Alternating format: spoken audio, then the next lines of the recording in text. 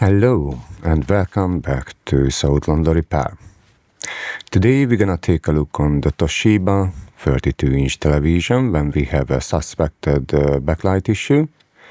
Now it's hard to see. When I turn it on, I can see some shadow movement. So yep, it's probably the backlight is not working. Now we have to take apart the television. Obviously, we take off the remaining part of the stand. From some reason, the customer took off the bottom part, but not where it actually is connecting the TV. Now, this is a Toshiba, but GVC, Hitachi, all these televisions made in Turkey by the same company, VESTEL. Even the small Panasonic one, I think. And they exactly the same inside. Outside you can see a different logo, different standby light. When you turn it on, it's a different splash screen for the logo, but they are all the same inside. Same VESTEL power supply, same VESTEL mainboard. And yeah, same VESTEL backlight. Now the first things want to do when you take this apart to make sure it's not the power supply the issue. 50% you have a chance you have a problem with on the power supply. I'm gonna make another video once I found the source file, because I already recorded but I can't find it. I will put a link up to the top right corner here. And basically when the power supply have an issue, you just have to replace two capacitors with basically any close by capacitor and it's start working. This VESTEL power supply using mostly the elite capacitors, which are, I don't know nothing about it, but my best guess is absolutely made trash of China, but could be I'm wrong. They black and have a very lovely logo with white elite name on it. And if you can see that one, then yeah, probably it's a good idea to replace it. Okay, let's fast forward until we take apart. The external is coming off quite easily once you removed all the screws. If it's not coming easily, you probably forgot one screw, so just double check. All right, let's get inside. On the closest to the camera, you can see that small board, that's the Wi-Fi board. If you have an issue with the Wi-Fi connection, just replace that one. On the top part, you can see the power supply and the main board put together, so they don't even use a cable, they just press it against together. Between the two, the screen cable is going under the power supply. Amazing thing. All right, so to test the LED is the easiest way to me is just disconnect from the power supply. It's only one line, so one positive, one ground. When I test it, it should be dropping the voltage on the LED tester. Currently it's 300 volt. And it should be dropping down to something, 72 or whatever. This one is not dropping, so that's mean is somewhere on LED at least one is burned out, the power not going through, is no circuit, no closed circuit, so you have no backlight. So the backlight is definitely need to replace. If the power supply is bad, that's a different thing. Many times I have to replace that one as well. All right, you remove this plate which is hold the stand inside, so that's a structure thing, and also protecting your precious T-con board. Yes, this TV is still using T-con board, which means it's not gonna die you on 2 years like shitty Chinese LCDs. It's just working. Later models save this feature and they connecting directly to the LCD. In that case, it's just a trash. So yeah, don't buy the stuff. Obviously, you can't see inside, unfortunately, but yeah, it's better to keep alive these older televisions because, be honest, 2 capacitors on the power supplies and the LED lights, that's what you have to replace. Nothing much. The cost is really not much, I mean material cost. The 2 capacitors obviously cost you around, let's say you buy the most expensive capacitors, then maybe £8, yeah. And the backlight is cost you around £15-20. So yep, it's not much. Now, why the backlight is so cheap? Because it's only 2 strips inside. So it's not a high-end television, obviously. Does it give you a good picture? Yeah. I didn't check, but basically depends from the T-con and the LCD screen. Many times they're made by LG. They're good. They're working. They give you a sharp picture. 32-inch, you know, Full HD resolution. It's really sharp. Yeah. If you want big TVs, you have to go to 4K, but this one doesn't matter. All right. Once you remove the bottom board, which is, I don't know, protecting the LCD board or just give you structure to mount the speakers, I guess, you disconnect the LCD. Yep, so that one is going to be free floating. And you have the little standby light, in this case on the bottom. So Toshiba is put an extra plate on the bottom, extra plastic thing with a few tiny screws. And inside that one you have the circle standby light, which can change the color from red or green. Red when it's turned off, green when it's turned on, blinking mean usually it's try to warm up the backlight, and after it's turning to steady. I mean, once it's decided it's going to work. There's no safety features on this power supply, be honest, so if the backlight is not working, you're not getting anything back from the standby light. Is just not producing any picture, so you have to hunt with the flashlight. If you can see moving the shadows, then you're good. It's a backlight issue or a power supply issue. Yep, I told you that one before. All right, removing the next layer, that is tricky. So you have an outside layer which is holding the LCD there. You have some grounding tape. That one is good to put it back after, because in that case you get less dust on the screen. If you forget, it gets very dusty, because obviously the static electricity is gonna take all the dust from the air and stuck it in your screen. Okay, now getting around this, yeah, you just try to push up these clips. Be gentle. If you move to the wrong place, so it's have 2 layers, the other one is under the LCD. In that case, the whole LCD is coming up. So in that case, you are on the wrong side. So you want to see this frame coming up. Now, if it's a really old television, then maybe you have on the side this soft cables, but that one is mostly just with older Samsung, around 10 years old, or Panasonic. This Toshiba, GVC and all the others have only cables on the bottom, so you don't have to worry. On the other end, on the bottom, you have to be very, very careful, because you don't want to damage the LCD cables. or the LCD itself. On the side and the top part you can go up, is not a problem, you just hit the plastic. The LCD is inside a little bit, it's protected nicely.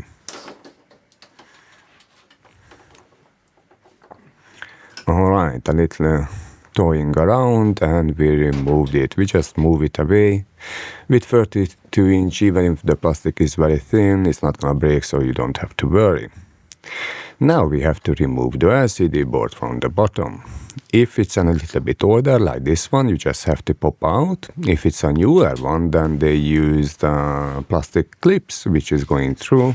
You probably want to cut that one off, and after you just secure with a tape. Because otherwise, if you try to push through, it's a good chance you're going to damage the LCD. Alright, I usually tape it up, these cables. Why? Because when I try to lift up the LCD, I don't want to catch up on the clips and stuck there, and I'm gonna rip the cable. But that's me. Okay, so you can risk if you don't want to. And obviously when I put back, I don't want to scratch the LCD, so I put that little foam there. Alright, so one layer is done, LCD is done. Now we have to remove the next layer. This is this plastic clips which is holding down the diffusers. Okay, so again, you're just going there. Take out all the clips all around it. If you push too much away, then you're gonna break the clips. They are very brittle in this age. So, I mean, you know, it's Chinese plastic, so after 4 years or 3 years, they are brittle. So don't use too much force, just try to slide it under and lift it up. Now when you touch the screen, please use a glove or wash your hand before, because any oily residue can leave a mark on the screen. Or, you know, if your hand is dirty because you're working in a shop or something, then you mess up the diffuser for a life. I didn't see any replacement, so unless you have a broken screen television, you basically fucked. Alright, so we remove this bezel, which is called the diffuser. Now we have to lift up the diffuser. I tape these together because this is 2 or 3 layers together, usually 3. And you want to hold the same orientation and hold them together. If you mess it up and you accidentally turn over 180 degrees some of them, then you get a lovely rainbowish picture, which looks awful. Now when you try to lift up these diffuser layers, sometimes they use double tape to secure for the metal frame. In that case, you try to remove very lovely, very nicely and very carefully. Alright, so we have a white layer. You just lift that up. In this case, it's not glued down. Sometimes you can get models which are very lovely taped down with double tapes, but that one is mostly for bigger models. And now we get to see the backlight. Yay! So we have a board which is connecting together the 2 backlights. Sometimes I have seen videos when that ones get dirty and it's just not providing through the right voltage. But let's be honest, I had this problem once. So far, all the other cases, I had to replace the whole set. Why? Because it's 4 years old. Yeah. It's burned on high voltage. And I put a picture inside here with a Samsung television that use so many times more LEDs. It's using less power on the same LEDs, so they not burn to hell, and they providing a brighter picture. That Samsung TV is 8 years old and it came in for a backlight replacement. These VESTEL TVs are coming after 3 years or 4 years. There's a difference. If you're burning on twice as higher power, it dies twice as fast. That's it. All right, you peel off the back of the double tape and you put it on the right position and you take it out. This way it's gonna get into the right position. It's gonna be straight, because once it's pushed down, you obviously don't want to lift up and mess around. If you made a mistake, then use some isopropyl alcohol. With that one you can loosen up the glue temporarily and you can lift up very nicely. But yeah, try to do it well at the first time. Okay, so once the new backlight is inside, what's coming next? Yes, we're gonna test it. Because again, if the connection is oxidized, we have to deal with that one. In that case, the power is not gonna going through. All right, so we're gonna plug it in and we'll see if it's give any picture, any light.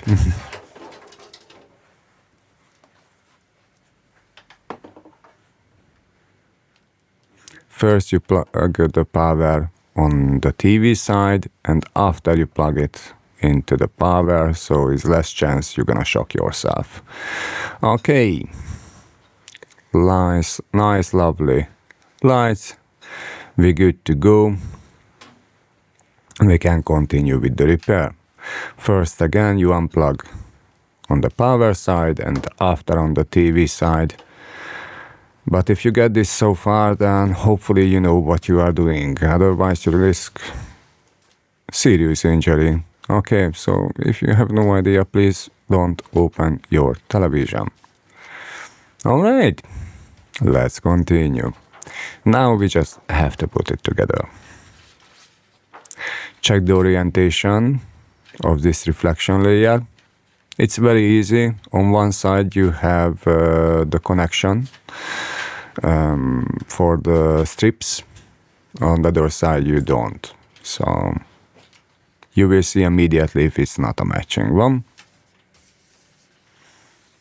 You have to go through all the lens, so everywhere the reflection layer is going under the lens. If it's not, then you get a shadow on the screen.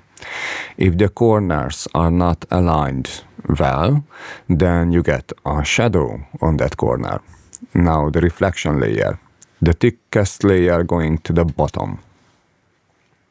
So it's 3 layers together, or 2, mostly 3, but the thickest, that one is around 2 mm thickness, is going to the bottom. After you just check the little holes on the top and bottom part. They're usually not matching. So in this case you have 2 holes on the top part and 3 on the bottom. So you can't mess up, it's foolproof. If you do it, then you're an idiot. All right, let's go forward. When it's nicely matching and it's going through the metal clips, is going through the holes, all of them is aligned perfectly.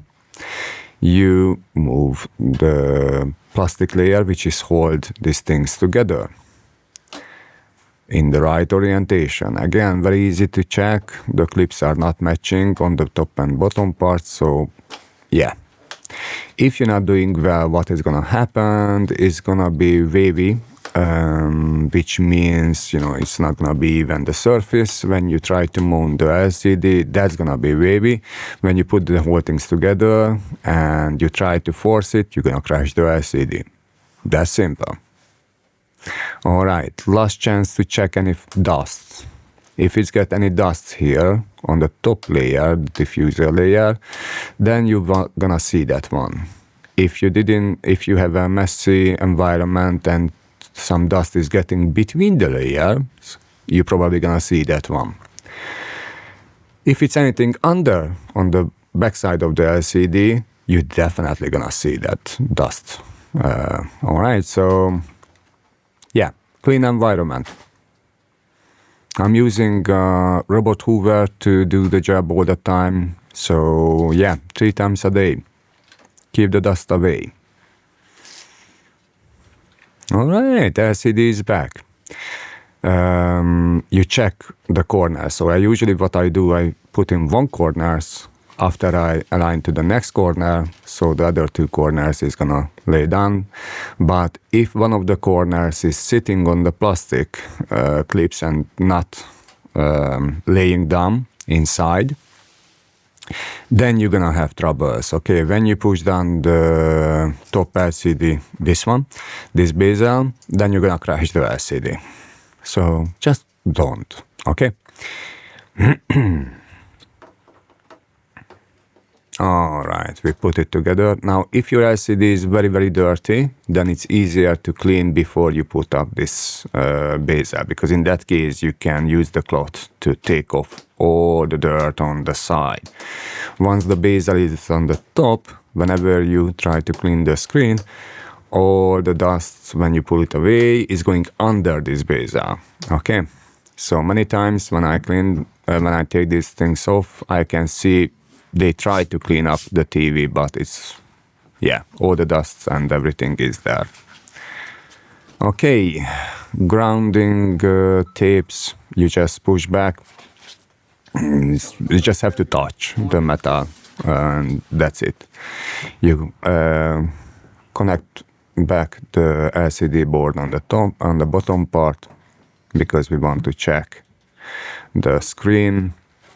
I always turn on the TV and check, make sure there's no dust there, because it's easier to take apart now than you put the whole things together. But it's absolutely up to you. Yep. Of course. So that one is just BS. When you connect the 2 cables on the LCD, make sure they aligned well, they straight, and they're going fully inside. Otherwise, you're gonna lose the picture on one side, or you get a rubbish picture. But that's obvious, I think. Okay.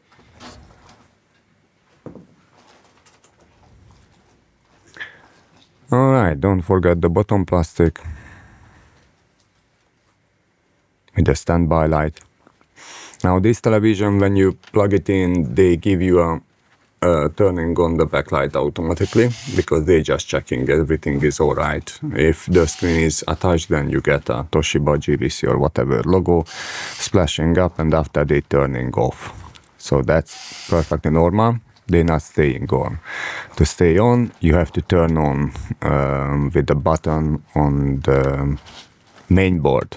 It's hard to see, it's a tiny 3-way switch. Basically, when you push it in, it's going to turn on the equipment. All right.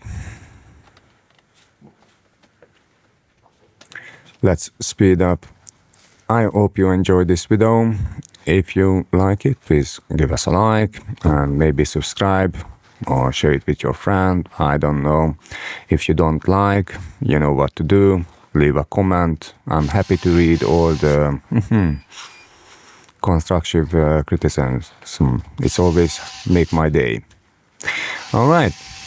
Thank you guys for watching. I hope you can save a TV yourself. If somebody's asking is it worth it or not, look, you can buy shitty television for £100 or 150. Yeah, I know it's Black Friday. You can get this amazing TLC television, which is not even made in Turkey, is absolutely the rubbish Chinese things. You can use them for 2 years, after you can throw them out. It's amazing. It's a good choice. Do that one.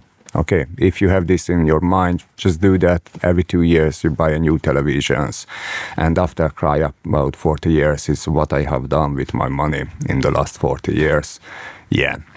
Otherwise, you can just fix up things and save a lot of money on the long term, and make maybe this plant a little bit livable. I don't know. Politicians talking about recycling. Our little shop is saving around 80 television per month. Most of them is not this small. Most of them is much bigger. 80 television. I don't know.